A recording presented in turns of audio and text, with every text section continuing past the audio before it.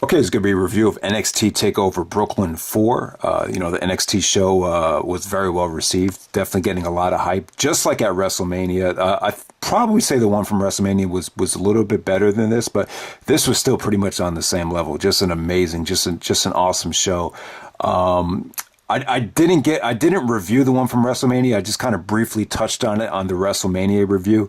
Part of the reason was WrestleMania put such a bad taste in my mouth. I just didn't feel like, reviewing the show. But, the NXT show from WrestleMania and that main event between Gargano and Ciampa, that was a 5-star match in my opinion. So it would definitely be tough to duplicate that show. But this show was pretty damn good as well. So for all you guys that saw it, let me know what you thought of it. NXT Takeover, one of the best things about pro wrestling, and it's kind of hard to hate on the WWE when they're still giving you shows like this. I don't know, it's just kind of frustrating how the company is trying to be like a kind of like a Walmart, like a one-stop shop for all pro wrestling fans. I don't really like that about the WWE, but it just is what it is. And hopefully, the next weekend at the All In show, hopefully is the start of something really, really good in pro wrestling. And hopefully, this opens the door up for that well-defined number 2 promotion, if that ever happens. And hopefully it's just, the start of something big. But yeah, let's just get down to this show. First match tonight, you had the Undisputed Era, Kyle O'Reilly and Roderick Strong, defending the NXT Tag Team Championships against Mustache Mountain of Trent Seven and Tyler Bate. As you guys know, Tyler Bate created a big buzz last year in the United Kingdom tournament. And this was awesome stuff. I mean, Roderick Strong has been involved in a lot of great tag team matches in his career. I mean, there's too many to name, but the two ones that come to mind are the tag match with Austin Aries against the Briscoes and against Blood Generation from Dragon Gate. Those are like, 2 almost 5-star tag matches. I would say that this was pretty damn close to being on that level. O'Reilly's been in a lot of great tag matches with Future Shock and Adam Cole. But, O'Reilly and Strong together, they just make for a very, very great, cohesive tag team. They just really go together. And, the crowd was insane here. The creativity was off the charts. There was just some really, really good stuff. There was some great comebacks from Trent Seven. He had he did like a TKO bomb by the leg. Then he hit I think it was Kyle O'Reilly with a dragon suplex, a release dragon suplex where he over rotated. So that was cool. Tyler Bate, man, when he did the tope out of the ring, and then Roderick tries to toss him back into the ring, and he ricochets off the ring and then hits Roderick with the lariat. I thought that was really cool. Like I said, guys, the submission work from O'Reilly and the double team combinations from Strong were off the charts here. I think O'Reilly actually had Tyler locked up in a heel lock, and then it looked like Trent was going to throw in the towel, and then Tyler actually, looks like he's going to give up, and then he basically drags, O'Reilly over and actually makes the tag. It was really, really, really good drama there. Like I said, guys, just awesome stuff, awesome crowd. The kick out, probably the best kick out of the match was, I think O'Reilly actually took a burning hammer from I believe it was Tyler Bate, and that came off really, really well. This was an awesome tag match. You could argue this being the match of the night. It's tough. You got 3 matches on this show, and all 3 of them could have easily been the match of the night. And I'd probably say Ricochet, Adam Cole gets the nod for match of the night, but most people are probably going to go with this. This was really, really good stuff. One of the best tag matches you'll ever see right here. So great stuff. Congratulations to Kyle O'Reilly and Roderick Strong. So there we go from there. We got Velveteen Dream taking on EC3. And, definitely the weakest match of the night. Velveteen Dream was rocking a Rick Rude influenced bring me up to the main roster, Vince. It says something like that, or bring me up, Vince. So direct message to Vince McMahon right there. I like Velveteen Dream. I think, we've had a kind of a debate about racism in pro wrestling and, a lack of black world champions. But I think this guy, Velveteen Dream, I think he really fits, kind of like the new age generation of hip hop right here, the flamboyant, with all the flamboyancy going on right now. I think he could really fit that mold and really, bring a lot of diversity to the product. And, hopefully he could, be one of those guys that really elevates himself to the next level. So I like what I see from him. I've never been a big fan of EC3. Actually, believe it or not, this is probably the first time I've ever watched him wrestle in a real match. When he was getting pushed in Impact Wrestling or TNA Wrestling, whatever they call it, I had completely phased out. But, you see him pop up in YouTube videos and stuff like that. The guy's in great shape. But, like Stone Cold Steve Austin would say, guy's in great shape. Big deal. He's got a unique personality. I'd say he's got an interesting look. He kind of reminds me of like a Jersey Shore type of guy that they used to book in TNA. Kind of would have fit in that stable if he ever was in it. Maybe he was in that stable in TNA. I just can't remember. But a pretty pedestrian type of match. The only thing I really liked in the match was the finish. Velveteen took some chances at the end, and I thought the finish came off great. Looked like EC3 got somewhat bloody in the match, but not the worst thing in the world. Just by far the worst match of the night. A good mix of personalities here, and I definitely think Velveteen Dream has a lot of potential. But this wasn't the type of match that really going to give him momentum. I think he's capable of. So next up, you have Ricochet taking on Adam Cole for the NXT North American Championship. A big win for Ricochet here. This is the first time I've seen Ricochet in NXT in a singles match.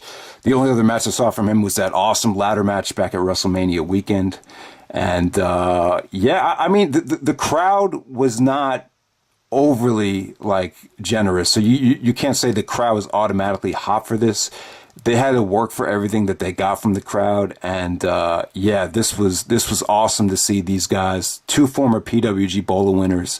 It was awesome to see them in an environment away from Reseda, and it just came off really, really well.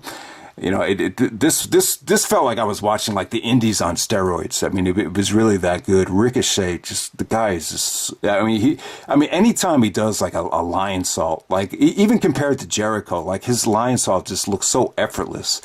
And man, there was just so many must see spots here that just made me go like, holy shit! I can't believe he did that. And I've seen Ricochet take the super kick after doing the lion salt while he's coming down, but it just never came off this good. So Ricochet goes for like a Sai moonsault or a lion salt, and Adam Cole super kicks him on the way down. That was just a must-see spot. Also the Hurricane Rana. When Cole was on the outside, Ricochet actually jumps outside the ring and Hurricane Rana's Cole onto the mat, onto the outside. That was an insane spot. There was actually one spot where Ricochet looked like he was going for like a lethal injection, and then Adam Cole countered into like a backslash with his knees. And so just tremendous stuff from both guys. Ricochet actually ends up defeating Adam Cole with the 680 splash, but Cole looked good here. Cole in NXT just he even seems a bit more colorful than compared to ROH. Remember one of the complaints from guys like Mickey Babylon, and I kind of agree, like other people have said it as well, Cole was a little bit bland at certain points in ROH. You don't have like that blandness factor of Cole in NXT. And so Ricochet, I don't remember Ricochet and Cole ever facing on the indies. Cole's been more of a ROH guy. Ricochet was more of a Dragon Gate USA guy. I'm sure these guys have touched in PWG.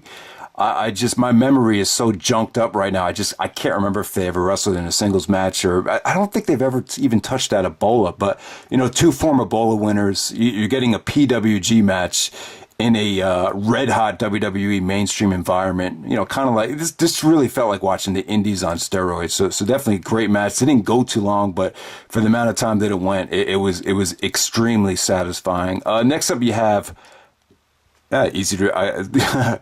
I'm a big Kairi Irvin fan, so I'm going to remember her name. Kairi Sane. She doesn't spell it like Kairi, but I think you pronounce it the same way. Kairi Sane taking on Shayna Baszler. for the NXT Women's Championship. You know, really interesting match right here. Really cool feel, a unique feel. Kairi Sane basically, she's a great seller. You know, she really sold the fact like she was, you know, she just has like an innocent, you know, look to her. It's just the type of personality where, just very easy to get behind, very likable, a very good seller too. I felt like she sold very well in this match, and Shayna Baszler just came off like a badass here. Yeah, I thought it was really refreshing matchup right here. I thought the finish was awesome. Basically, Shayna goes for like a you know, tries to get her in like a Chiquita clutch or some type of dragon sleeper, or and then Kairi actually counters it, and it kind of like bridges up with the neck and counters it into a pinning predicament to get the pinfall. It was cool because it still made Shayna look like she was the stronger, you know, more of the badass wrestler, but, you know, Kairi still ends up to get the victory. So, yeah, I mean, yeah, just a technically driven match. Just really good stuff from both women there. I mean, I you know, one of the best women's matches I think I've seen all year. So definitely good stuff there. And then the main event, you have Tommaso Ciampa taking on Johnny Gargano in a last man standing match for the NXT Championship. You know, I'm not a big fan of last man standing matches. You know, they always have like, you know, I'm not saying this was the case with it, but I'm just saying, generally speaking, I just feel like they always have like a long, drawn out finish. Like, perfect example would be Edge versus John Cena from Backlash. Most people probably think that's a good match, and it is. I mean, if you look at the spots, yeah, it's a lot of fun. But when you're watching the match for the first time, you just never believe any of them. You're just expecting the long, drawn out finish where, you know, Big Show comes down and chokeslams Cena through a spotlight. You know, you'll always expect like that type of finish with these last man standing matches, and you know, I just find them somewhat boring to watch. This was good though. I thought this was a good follow up to their 5-star match at WrestleMania. You know, if you thought this was 5 stars, I'm not necessarily going to agree, but I have no problem with it. I thought the creativity here was off the charts. I thought for a last man standing match, you got to see some things you never necessarily seen before. You know, they took a page out of the AJ Styles Brother Ray playbook from Bound for Glory, where they basically opened up the ring and used the wood as a weapon. I thought that was cool. The DDT on the wood was sick. You know, with Ciampa, man, you got to give him credit, man. You don't see heels get this type of heat. And he's just really evolved as a character, even in the video package when he's showing off the championship, his facial expression, his just demeanor. He's really turned things around very nicely since Ring of Honor. I'm just really happy for him. I would have never seen this type of success coming, and hopefully he could transition this down to the main roster. And yeah, like I said, Gargano played a great babyface once again. Didn't really get the type of crowd support I think that he got earlier on. You know, the overwhelming crowd support from Philadelphia against Almas, that was insane. And then, you know, even at WrestleMania weekend, just the guy had, you know, enormous fan support. You know, it was pretty much on the same level here. I just wouldn't say it was as overwhelming. You know, the spot in the match where Ciampa actually, you know, threw Gargano into the timekeeper and started burying him with like chairs, and you know, I think he even threw the timekeeper on him, and he was just throwing everything he could on him. I thought that was really creative. I don't think we've ever seen anything like that in a last man standing match, so that was cool. And the handcuff spot, you know, we've seen the handcuffs used with Rock and Mankind in the I Quit match. I think you've even seen Triple H try to use it in a street fight. So you saw a new dimension. Yeah, I don't think I've ever seen the handcuffs used in a last man standing match. I think Cena actually like duct taped Batista to the post to win a last man standing match, but never really seen it done with the handcuffs. And you know, I thought the finish was actually cool. Talked to Trademark about this, and he didn't actually care for the finish. But I thought the finish was kind of out of the box. I mean, you would have expected Gargano to get the victory since he, you know, handcuffed Ciampa to the, you know, Titantron area.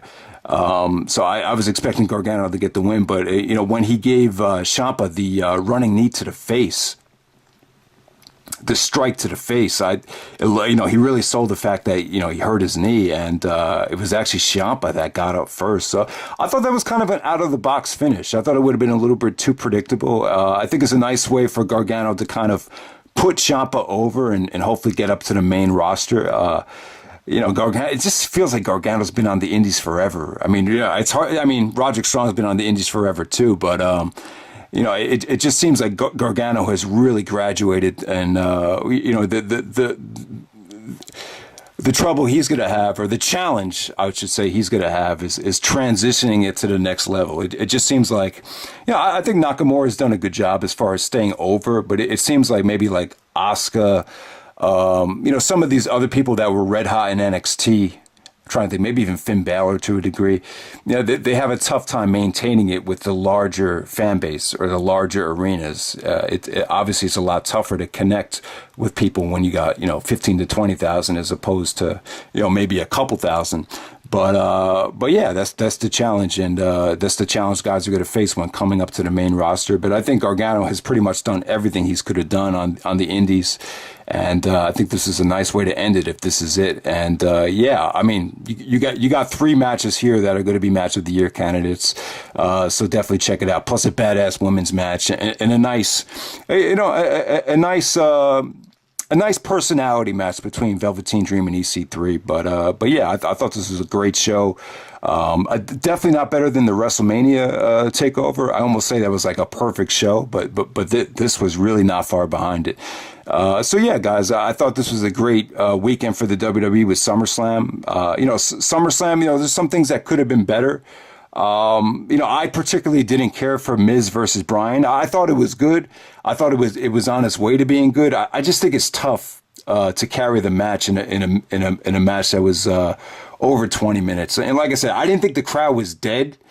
Someone said, why did you say the crowd was dead? I just said I thought they lost the crowd at a certain point. I thought the match probably should have ended around maybe the 16, 17, 18 minute mark instead of kind of dragging it out. And I didn't really care for the finish with Maurice. It's leading into a Bella's versus Bryan. Bella and Bryan versus Maurice match. So you could kind of see that coming, and I just really didn't care for it. It would have been a huge opportunity to kind of give Bryan his momentum back, but there's a couple different ways of looking at it. I just thought that match could have been better, but I thought Bryan's performance was cool, and it was cool seeing him with the Seahawks attire. I thought that was something different, but aside from that, the main event was tough to rate. But I'm kind of glad Roman won. I thought Raw was pretty awesome the other night with the Shield helping Roman out, and keeping Strowman from cashing in. I thought that was a great ending to Raw. But overall, man, a lot of squash matches, but the squash matches were entertaining. So I thought the show was really good. SummerSlam was really good. Takeover was awesome. I would say that this was the best weekend that they had in Brooklyn. Out of the 4 so far, probably 2015 was probably the second best, but definitely a lot better than the disappointments that 2016 and 2017 was in regards to just the SummerSlam pay-per-view. But this weekend you had a great NXT show, and I thought SummerSlam, the show was pretty much as good as it could have been. To be completely honest with you, like nothing sucked. There wasn't like that one match that just dragged because of a bad crowd like we saw last year and previous years. So yeah, that's good. But yeah, guys, that's pretty much it. I think the WWE is turning things around. It was the weekend just makes you feel a little bit more positive about the product. And, I want to do a preview of the Cody Rhodes show, All In, the biggest independent wrestling show ever. It's going to be taking place September 1st in Chicago, Illinois. And, I definitely think this is going to be an awesome show, and definitely want to do a preview of that next week. And hopefully this is just the start of a lot of good things to come. So that's pretty much it, guys. I hope you enjoy the NXT show, and I'm out.